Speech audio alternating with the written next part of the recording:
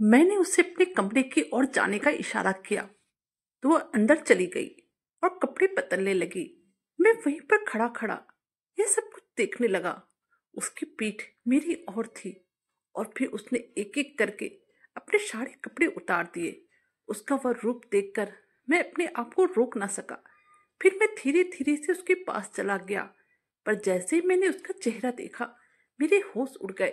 मुझे यकीन नहीं आ रहा था कि बिना कपड़ों की जो लड़की मेरे सामने खड़ी है, जो कि जवान, खूबसूरत और हसीन है, वह लड़की तो मेरा नाम विक्रम है।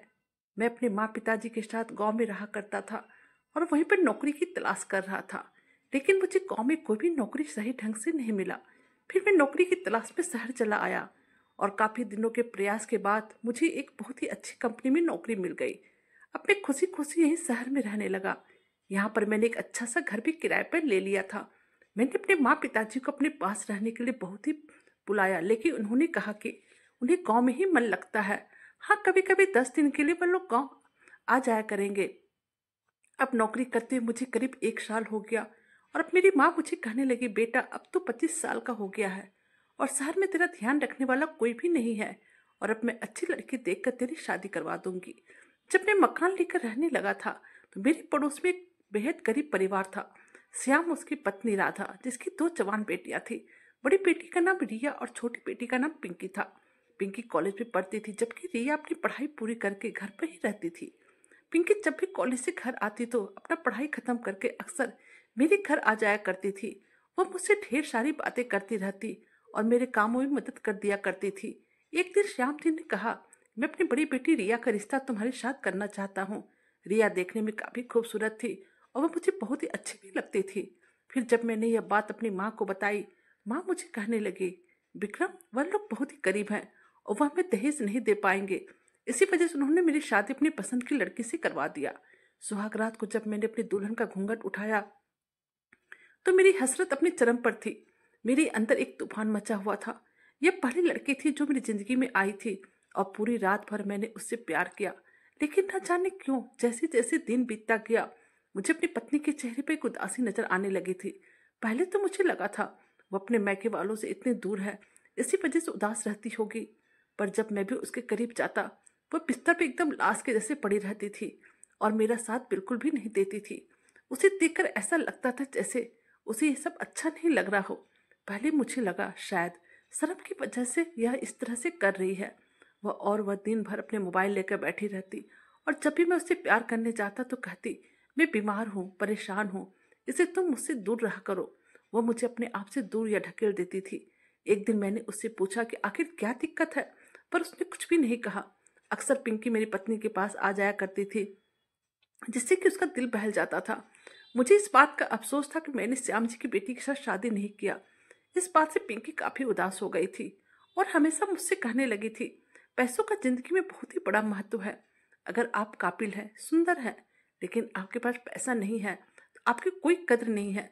लेकिन मैं यह बात जानता था, अगर मेरी शादी श्याम जी के परिवार में होती वो अपनी बड़ी बेटी रिया की शादी ही मुझसे करवाते, क्योंकि रिया ही घर में पड़ी थी। पर न जाने मेरी शादी हो जाने के बाद पिंकी अधिकतर समय क्यों उदास रहने लगी थी, मुझे कुछ भी समझ में नहीं आ रहा था। और इधर मेरी पत्नी अपने दिल की बात मुझे नहीं बताती थी। एक रात उसे प्यार करने के बाद जब मैंने उसे जोर देकर पूछा तो उसने कहा, आप मुझे खुश नहीं कर पाते हैं, मुझे आपसे संतुष्टि नहीं मिलती है। यह बात सुनकर तो मेरे सिर पर मानो आसमान टूट पड़ा। मेरी पत्नी का कहना था कि मैं नामर्द हूँ और उसे खुश नहीं कर पाता हूँ, जिस वजह से वो पत्थर की हो गई है। और तो और अब वह हर समय जब भी मेरी पत्नी करीब जाता, उसे प्यार करता, वह हमेशा मुझसे यही कहती रहती थी। और अब मैं अंदर ही अंदर घुटने लगा था और मैं अपनी पत्नी को कुछ कह भी नहीं पा रहा था। कुछ दिनों के बाद रक्षाबंधन का त्योहार था। पत्नी अपने भाई को राखी बांधने के लिए मैके चली गई और अब तो गए हुए मेरी पत्नी को काफी दिन हो गए थे, करीब साल भर होने वाली थी। मैं उससे हमेशा कह रहा था कि घर चले आओ, या तुम कहो तो मैं तुम्हें लेने के लिए आता हूँ। मेरी बात सुनकर पत्नी कहने लगी, अभी मैं कुछ दिन और अपने मैके में रहना चाहती हूँ। इतने दिनों के बाद मैके आई हूँ और मुझे यहाँ पर मन लग रहा है। पत्नी की बात कर मैं उसे कुछ नहीं कह पाता। और फिर इधर पत्नी भी गैर मौजूदगी में रिया अक्सर मेरे घर पर आ जाया करती थी। वो खूबसूरत हसीन बहुत थी। उसने मेरे घर को अच्छे से संभाल लिया था। वो घर का सारा काम करती, मेरे लिए खाना बनाकर रख देती थी और फिर मैं जब भी ऑफिस से आता तब थोड़ी देर मेरे से बात करने के बाद अपने घर चली जाती थी। रोज रोज रिया का घर आने के कारण अब मैं रिया को जी भरकर देखने लगा था। आखिर मैं क्या करता? मैं तो था जवान मर्द, पत्नी पास में थी नहीं, और सामने जवान लड़की को देखकर मेरा दिल मचलने लगता था। अब तो जब भी रिया किचन में खाना बनाती मैं उसके पीछे चला जाता, उसके कमर पे हाथ रख देता था। मेरे ऐसे करने से उसकी सांसें बहुत तेज हो जाती और यह देखकर मेरा मन उसे पाने के लिए मचलने लगता था। मैं पहली बार पत्नी के बिना इतने दिनों तक रहा था। अब तो मेरे दिल को दिमाग में रिया ने अपनी जगह बना लिया था और मैं अब उसे किसी भी कीमत पर पाना चाहता था। लेकिन ये चाहत अभी सिर्फ मेरे दिल में ही थी। मैं इंतजार कर रहा था शायद पत्नी आ जाए, लेकिन मेरी पत्नी मैके से आ ही नहीं रही थी और मेरे जोर देने पर मेरी पत्नी ने मेरे पास आने से साफ मना कर दिया। आखिर मैं कब तक अपने आप पर काबू रख पाता? एक दिन रिया जब खाना बना रही थी, वह साड़ी पहनकर आई थी और बहुत ही खूबसूरत लग रही थी। मैंने उसके कमर पे हाथ रख दिया। उसे भी शायद अच्छा लग रहा होगा। वह कुछ भी नहीं कह रही थी। इससे मेरी हिम्मत बढ़ गई और मैं उसके बदन पर हाथ फेरने लगा। उसकी सांसें जोर जोर से चलने लगी। तभी मैंने गैस बंद कर दिया, उसे लेकर अपने कमरे में आ गया और उसे मोहब्बत करने लगा। उस वक्त मैं भूल चुका था कि मैं शादीशुदा हूँ। हर हाल में रिया को अपना बनाना चाहता था और अपनी हवस पूरी करना चाहता था। मैंने उसकी साड़ी को उतार दिया और फिर उसका वह रूप देखकर मैं उसके हुस्न के में मौन की तरफ पिघलता चला गया और फिर कुछ ही देर बाद मैं रिया को पूरी तरह से अपना बना लिया। मुझे उसके चेहरे पर भी मुस्कुराहट नजर आई थी। लेकिन भाई ये सोचने लगा, पता नहीं वह खुश हुई है कि नहीं, क्योंकि मेरी पत्नी तो हमेशा ही कहती थी मैं उसे खुश नहीं कर पाता। लेकिन आज रिया के चेहरे की मुस्कुराहट मेरे कलेजे को ठंडक पहुंचा रही थी। मैंने अपनी पत्नी से कह दिया, अगर तुम घर नहीं आओगे तो मैं किसी दूसरी औरत को घर ले आऊंगा। इस पर उसने कहा, किसी भी औरत को ले आओ, कोई भी आपके साथ खुश नहीं दिखेगी क्योंकि आपके अंदर कमी है। और फिर कुछ दिनों के बाद ही मेरी पत्नी ने मुझे तलाक दे दिया। उसने कोर्ट में भी यही कहा कि मैं नामर्द हूँ और यह इल्जाम लगाकर उसने मुझसे भारी रकम वसूली थी। अब मेरा दिल बिल्कुल टूट चुका था। लेकिन फिर श्याम जी ने अपनी बड़ी बेटी रिया की शादी मेरे साथ करवा दी और अब मैं और रिया दोनों बहुत ही खुश रहने लगे थे। रिया के अंदर अच्छी पत्नी के सारे गुण थे। अब मेरी जिंदगी अच्छे से कटने लगी थी। क्योंकि रिया के घर वाले काफी गरीब थे, लेकिन जब से रिया से मेरी शादी हुई थी अब मैं उन लोगों का हमेशा मदद कर दिया करता था, जिस कारण से रिया के मैके वालों की आर्थिक स्थिति भी अच्छी हो गई थी। हम दोनों एक दूसरे से बहुत ही प्यार करते थे। रिया की छोटी बहन पिंकी भी अक्सर हमारे घर पर आ जाती थी और अपनी दीदी के साथ वक्त बिताती थी। एक दिन रिया ने बताया कि पिंकी को नौकरी मिल गई है जिसमें उसकी तनख्वाह बहुत ही अच्छी है। और फिर देखते ही देखते रिया के मायके वालों की हालत सुधरती चली गई। उन लोगों के पास ढेर सारे पैसे आते चले गए। मैं यही सोचता था कि आखिर पिंकी ऐसा क्या काम करती है कि उसकी हालत ऐसी सुधर गई। वह तो बहुत ही मामूली तरीके से पढ़ाई कर रही थी। वह हर रोज रात को काम पर निकल जाती और सुबह काम से वापस आ जाती थी। जब मैं पिंकी से उसके काम के बारे में पूछा तब वह कहती, जीजा जी मुझे कॉल सेंटर में जॉब मिली है जहाँ पे कि रात में काम करना होता है। अब जब भी कभी मैं मेरी पत्नी रिया अपने कमरे में होते तो पिंकी बिना पूछे कमरे के अंदर चली जाती थी और मेरे एकदम करीब आ जाती। मुझे थोड़ा अजीब लगता तो मैं उससे दूर होने लगता तो कहती, जीजा जी शाली तो आधी घरवाली होती है, आप मुझसे इतना घबराती क्यों हैं? और फिर एक को मुस्कुराने लगती थी। कभी कभी मेरे सामने अजीब हरकत करने लगती थी।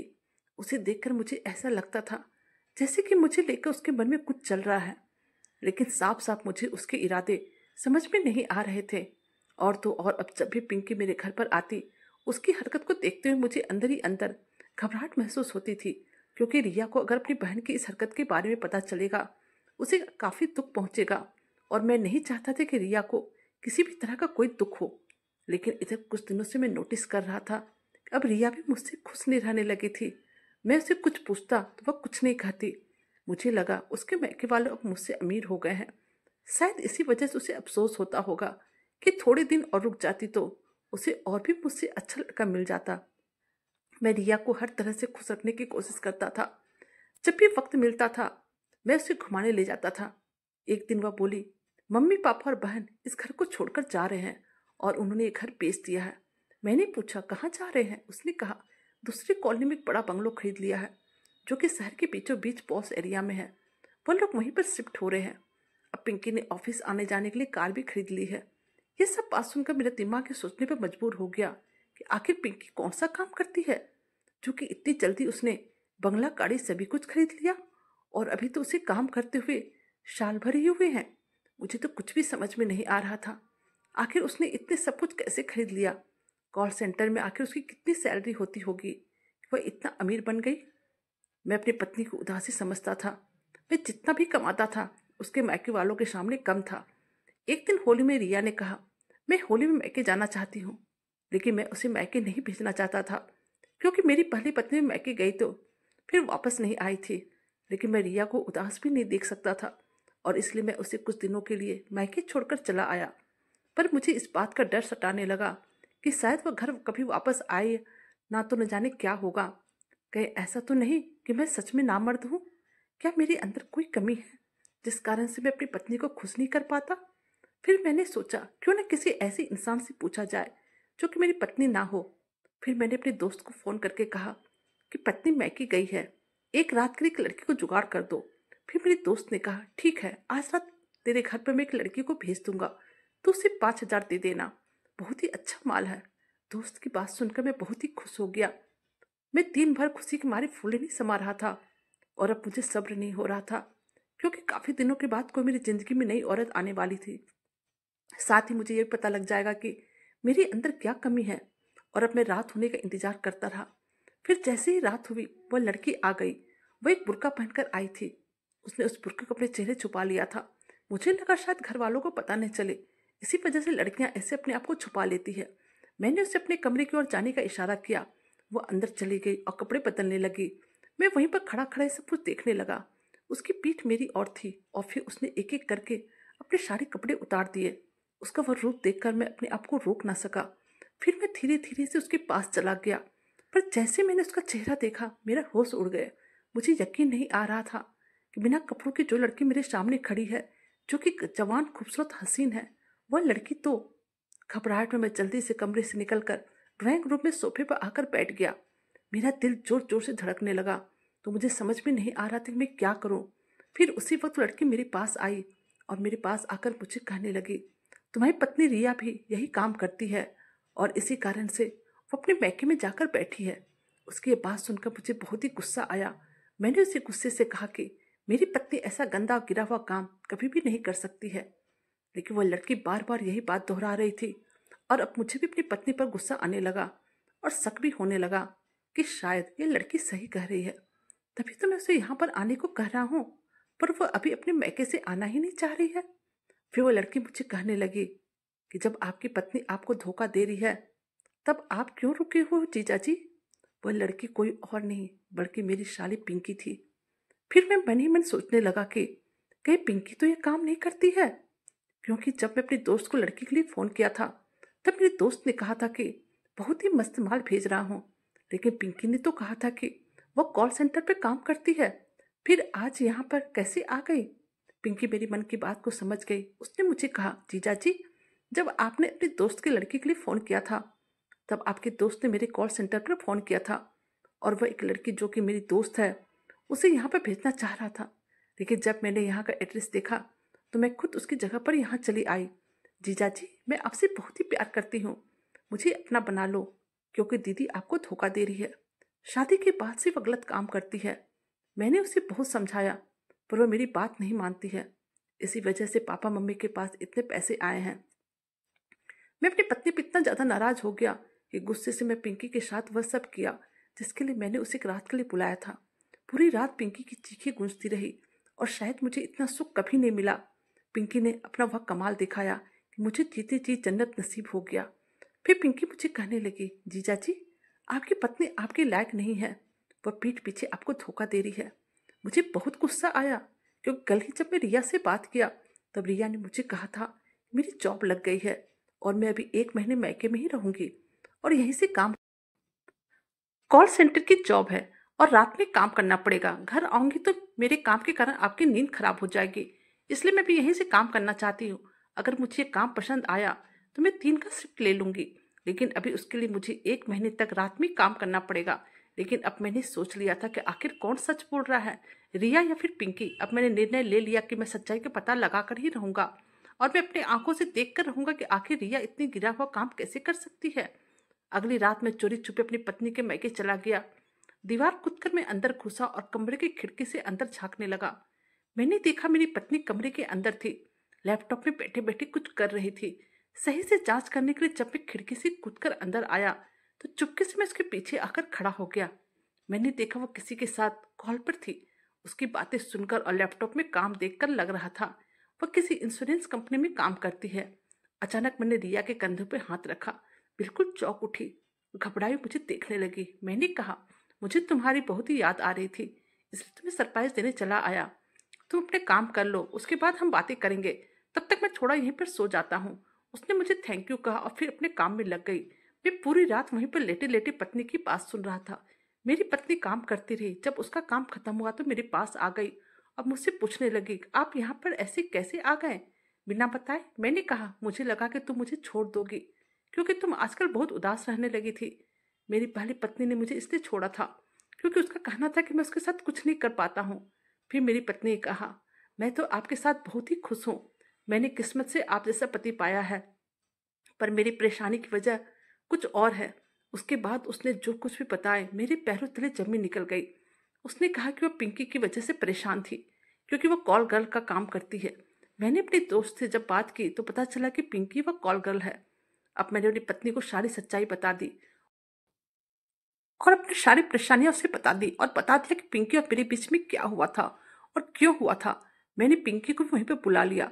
हम दोनों को एक साथ देखकर पिंकी रोने लगी और कहा, जीजा जी, मैं तो आपको बहुत पहले से पसंद करती हूँ, लेकिन जब आपने पहले अपनी माँ की पसंद की लड़की से शादी की तो मैं उसके पास आकर आपके खिलाफ कान भरने लगी थी और उसे कहने लगी कि आपका चरित्र अच्छा नहीं है, जिस वजह से आपकी पहली पत्नी आपको छोड़कर चली गई।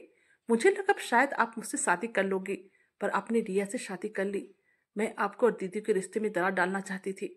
मैंने आपको हासिल करने की बहुत कोशिश की थी, पर आप तो दीदी के प्यार में पागल थे और इसलिए जब दीदी मैके आई तो मैंने उसे कॉल सेंटर की जॉब दिला दिया और उसे मैके में रोक लिया। और आपके घर जाकर मैंने आपको यह बताया कि रिया दीदी ही सारा गंदा काम करती है। मैंने आपको हासिल करने के लिए यह सब किया। मेरी पत्नी यह सब कुछ सुनकर बिल्कुल चौंक उठी और पिंकी से बोली कि अगर तुम्हें विक्रम पसंद था तो मेरी शादी से पहले तुमने मुझे क्यों नहीं बताया? फिर पिंकी बोली, लेकिन विक्रम तो अमीर लड़की से शादी करना था। मुझे लगा था पढ़ाई के बाद पैसे कमा लूंगी तो विक्रम को पालूंगी। इसी बीच तुमने विक्रम के साथ संबंध बना लिया। फिर मैं क्या करती? और फिर विक्रम तुम्हारा दीवाना हो गया था। इसी वजह से मैं ऐसे काम में लग गई थी। मैं अपनी पत्नी को लेकर घर आ गया और उसे कह दिया कि तुम अपनी जॉब कर सकती हो। मेरी पत्नी चाहती कि मैं अब उसकी बहन पिंकी से भी शादी कर लूं ताकि दोनों बहन एक साथ रह सके। पर पिंकी जिस गलत धंधे में थी मैंने उसे अपनाने से साफ मना कर दिया था और पिंकी को मेरे घर पे आने से भी मना कर दिया था। अब मैं रिया के साथ अपनी सारी जिंदगी खुशी खुशी बिताई और मुझे अब यह भी पता चल चुका था कि मैं बिल्कुल भी नामर्द नहीं हूँ, बल्कि मेरे साथ एक खेल खेला गया था और वह खेल पिंकी ने खेला था। दोस्तों, कहानी अच्छी लगे तो लाइक कीजिए, सब्सक्राइब कीजिए और शेयर कीजिए। Thank you.